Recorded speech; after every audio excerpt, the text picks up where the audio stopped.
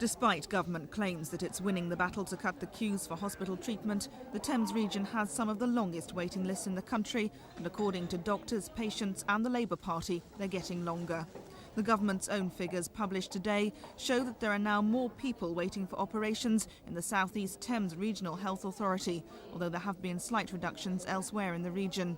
Labour claim the situation is in fact far worse and accuse the government of massaging the figures. I think the fact there's only a 1% reduction overall really reflects a basic underlying trend of increasing waiting lists despite the government throwing money at it.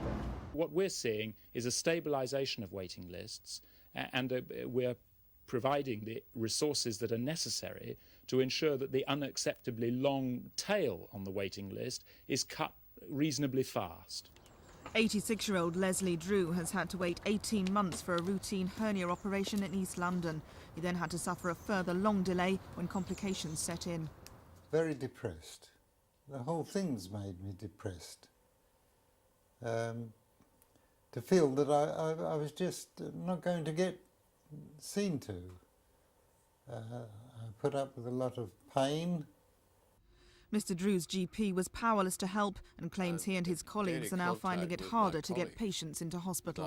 It is increasingly, not less, increasingly more difficult for them to get non-emergency treatment for their patients. That's ordinary common garden surgical problems. There is a tremendous waiting list. I mean, we're talking about months to see a specialist, and we're talking about years often for a routine operation. The British Medical Association has tonight also attacked the figures. It claims the government is failing to tackle the problem and more people are now waiting to go into hospital than ever before. Jane Ball, Thames News.